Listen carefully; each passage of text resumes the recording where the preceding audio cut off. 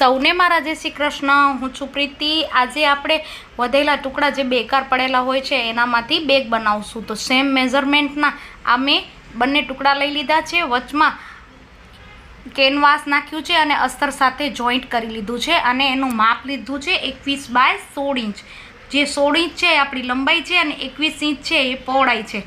હવે આને બંને ટુકડાને સરખે સરખા રાખશું, બંને એક સરખા, અને પછી ખૂણામાં 2 બાય 2 નો એક સ્ક્વેર બનાવી લેશું આવી રીતે। અને આ સ્ક્વેર છે એ ચારે ખૂણામાં બનાવી લેવાનું છે। આ ખૂણામાં સ્ક્વેર બની જાય એટલે પછી આપણે એને કટ કરી લઈશું। ચારે ખૂણામાં સેમ માપના સ્ક્વેર બનાવી અને કટ કરી લઈશું। આવી રીતે બેગ બનાવવી બહુ સરળ છે। જેને બેગ બનાવતા ના આવડતી હોય એ પણ આવી રીતે બેગ બનાવી શકે છે। જુઓ, આ ચારે ખૂણા કટ થઈ ગયા। હવે હું બેલ્ટ લગાવવા માટે પહેલું માપ લઈ લઈશ। તો આપણે 21 ઇંચ જે પહોળાઈ છે આપણી એનામાંથી આપણે માર્ક કરવાનું છે। જુઓ, આ 21 ઇંચ મારી પહોળાઈ છે, તો તમે જોઈ લેજો। એનામાંથી આપણે સાઈડમાં અંદર તરફ જતાં 6 ઇંચ પર માર્ક કરવાનો છે। જે કટ કરેલું છે ત્યાંથી નહીં, આખું છે ત્યાંથી માપ લેવાનું છે 6 ઇંચ ઉપર, અને બીજી સાઈડ પણ એવી જ રીતે 6 ઇંચ પર માર્ક કરી લેવાનું। તો બંને સાઈડ આવી રીતે માર્ક કરી લેવાનું। અને જે સાઈડ તમે ઉપરની સાઈડ રાખવા માંગતા હો ત્યાં આપણે 3 ઇંચ છોડી અને નીચે માર્ક કરવાનું છે। જુઓ, અહીંયા 3 ઇંચ આવ્યું તો એનાથી નીચે હું આ માર્ક કરી લઈશ આવી રીતે। હવે આ લાઈન સીધી બનાવી લઈશ અહીંયા, અને બીજી સાઈડ પણ સેમ એવી જ રીતે ચોક વડે એને ડાર્ક કરી લઈશ। અને આનો જે સેમ બીજો પીસ છે એ લઈ લઈશ અને આની ઉપર ઊંધો મૂકીશ અને પછી હાથ વડે પ્રેસ કરીશ તો આનામાં જે ચોકનો આપણે ડાર્ક નિશાન કરેલું હતું એ આનામાં ઉઠીને આવશે। અને હા, માપ સેમ મેઝરમેન્ટ સેમ સરખા પીસ રાખવાના, જેથી આપણું મેઝરમેન્ટ સરખું થાય અને બેગ પણ સારી બને। તો જો આવી રીતે હાથ વડે એને પ્રેસ કરવાનું તો સામેની સાઈડ લાઇટ ઉઠીને આવશે, તો તમને ફરીથી માર્ક નહીં કરવું પડે। જુઓ, આમાં લાઇટ દેખાય છે અને હવે ઉપરથી થોડું માર્ક દેખાતું નથી, તો હું એ મેઝરમેન્ટ લઈ અને 3 ઇંચ પર માર્ક કરી લઈશ। આ જુઓ, માર્ક કરી લીધું। હવે આમાં હું એક પીસમાં તમને ચેનવાળું પોકેટ બનાવી અને બતાવું છું। જો તમને બંને સાઈડ આવી રીતે પોકેટ બનાવવા હોય તો બંને સાઈડ બનાવી શકો છો। મેં એક જ સાઈડ આ પોકેટ બનાવ્યું છે। જો 2 ઇંચનું આપણે માર્ક કર્યું હતું એને સીધું કાપી લેવાનું છે। પછી આ જે ટુકડો કટ થયો એને માપી લેવાનું, અને 16 ઇંચ થાય છે તો 16 ઇંચની ચેન લઈ લેવાની। ચેનને ઊંધી મૂકી અને અહીંયા સિલાઈ કરી લેવાની। પછી એને આવી રીતે સીધું કરી પાછું ઊંધું કરી અને ચેનની કિનારી ઉપર મશીન ચલાવીને એને દાબ સિલાઈ કરી લેવાની। દાબ સિલાઈ થઈ ગઈ એટલે સીધી સાઈડ આપણે ચેનની ઉપર સેન્ટરનું માર્ક કરી લઈશું। અને આ જે પીસ છે એનામાં પણ આપણે વચ્ચેથી ફોલ્ડ કરશું, 21 ઇંચ છે ત્યાંથી ફોલ્ડ કરશું અને સેન્ટરનું માર્ક કરી લઈશું। હવે આ ચેન અને આનું બંનેનું સેન્ટર મેચ કરશું, સિલાઈ કરશું અને પછી દાબ સિલાઈ પણ કરી લઈશું। આ જુઓ, દાબ સિલાઈ પણ થઈ ગઈ।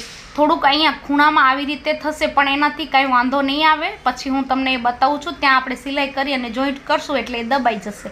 હવે આનામાં મેં 2 રનર લીધા છે અને 2 રનરને આમાં ચેનની અંદર નાખી દીધા છે। હવે મેં આ બેલ્ટ લઈ લીધો એનામાં લગાવવા માટે। તો બેલ્ટ લીધો છે મેં 52 ઇંચનો। તમે થોડો મોટો ચાહો તો મોટો કરી શકો છો, અને તમારું કપડું ઓછું હોય તો 50 ઇંચ સુધી તમે બેલ્ટ કરી શકો છો। અને 4 બાય 52 ઇંચનો લીધો હતો, એને ડબલ ફોલ્ડ કરી અને મેં સિલાઈ કરીને રેડી કર્યો છે। અને જે આપણે માર્ક કર્યું હતું ચોકથી એના ઉપર રાખી અને આને સિલાઈ કરી લેવાનો છે આવી રીતે। જુઓ, આ સ્ટીચ કરીને થઈ ગયો। ઉપરની સાઈડ જે ચેનવાળો ભાગ છે ત્યાં ઉપર આવે એવી રીતે રાખી અને એને સિલાઈમાં જોઈન્ટ કરવાનો છે। હવે ઊંધી બેગ કરી જે પોકેટવાળો ભાગ છે ત્યાં આપણે સેન્ટરનું માર્ક કરી લઈશું, ઉપર ચેનથી લઈને નીચે સુધી। અને પછી બીજો એક ટુકડો અસ્તરનો લઈ લેશું અને એનું માપ લીધું છે મેં 18 બાય 14 ઇંચનું। 18 ઇંચ છે એ પહોળાઈ રાખશું અને 14 ઇંચ છે એ આપણી લંબાઈ રાખશું। તો વચ્ચે 18 ઇંચથી એને ફોલ્ડ કરવાનું અને સેન્ટરનું માર્ક કરી લેવાનું। પછી આ જે સેન્ટર નીચે કટ કરેલો ભાગ છે ત્યાંથી એને મેચ કરવાનું છે અને અડધો ઇંચ નીચેની સાઈડ વાળી લેવાનું આવી રીતે, અને પછી ત્યાં પિનઅપ કરી લેવાનું। અહીંયા પિનથી એને ફિટ કરી લેવાનું અને ઉપરની સાઈડે આપણે જે સેન્ટર છે એને મેચ કરી લેશું અને પછી ત્યાં પિનઅપ કરી લઈશું। પછી આ અસ્તર છે એને ચારે બાજુ સિલાઈ કરી અને જોઈન્ટ કરશું આવી રીતે। અડધો ઇંચ અંદરની સાઈડ વાળતા જશું અને સિલાઈ કરીને આ અસ્તરનું પીસ છે ને આનામાં લગાવી દઈશું. જુઓ આવી રીતે તમને દેખાતું જ હશે. જે ખૂણા કટ કરેલા છે એ સીધો સિલાઈમાં આવે એવી રીતે આપણે અંદરની સાઈડ બાકીનું કપડું વાળી અને જોઈન્ટ કરી લેવાનું છે. ખાલી એક ઉપરની સાઈડ છે એ પૂરેપૂરું રાખવાનું અને સીવતી વખતે બેલ્ટ ન સિવાઈ જાય એનું ધ્યાન રાખવાનું. આ જો સિવાઈ અને આપણું આ પોકેટ બની અને તૈયાર થઈ ગયું છે.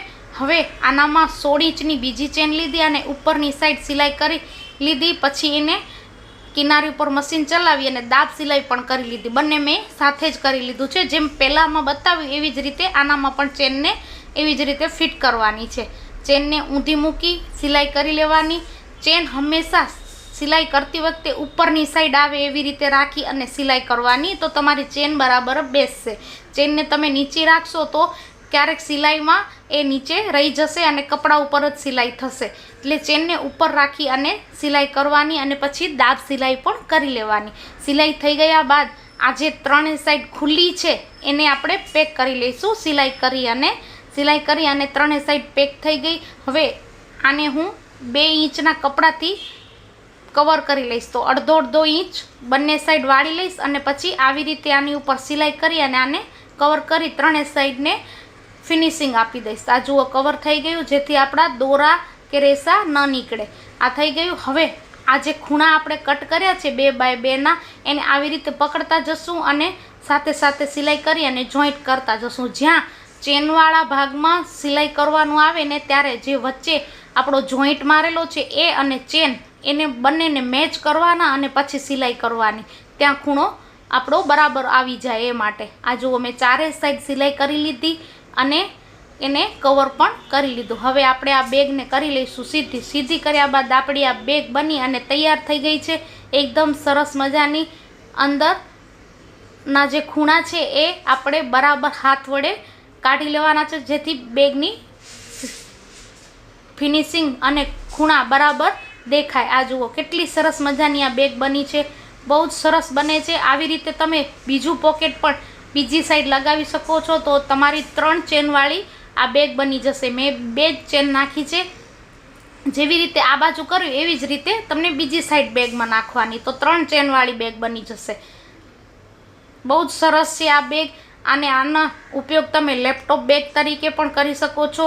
તમે તમારા સાઈઝ પ્રમાણે નાની મોટી પણ આને કરી શકો છો. આમાં કંઈ માપ મેઝરમેન્ટની જરૂર નથી હોતી. ખાલી આપણે ખૂણા જ છે એ કટ કરવાના હોય છે. પહોળાઈ લંબાઈ તમે તમારા હિસાબે લઈ શકો છો. અને આનું ફાઇનલ મેઝરમેન્ટ પહોળાઈમાં આ છે 14 ઇંચ, આવી રીતે લંબાઈમાં છે 10 ઇંચ અને સાઈડ ચોડાઈ અને બેઝ એ એનો બન્યો છે 5 ઇંચનો. તો આવી રીતે આપણી આ બેગ બની અને તૈયાર થઈ છે. આશા રાખું છું કે આજની આ બેગ તમને ગમી હશે અને બનાવવી પણ બહુ સરળ છે. તમે આનો ઉપયોગ હેન્ડબેગ, શોપિંગ બેગ અને ટ્રાવેલ બેગ 3 રીતે ઉપયોગ કરી શકો છો. આશા રાખું છું કે આજની આ બેગ તમને ગમી હશે. ગમી હોય તો પ્લીઝ લાઈક કરજો, કમેન્ટ કરજો અને વધારેમાં વધારે શેર કરજો. ચેનલ પર નવા હો તો સબસ્ક્રાઈબ કરી લેજો. ચાલો મળીએ નેક્સ્ટ વિડીયોમાં. ત્યાં સુધી સૌને મારા જય શ્રી કૃષ્ણ, જય માતાજી, જય જિનેન્દ્ર.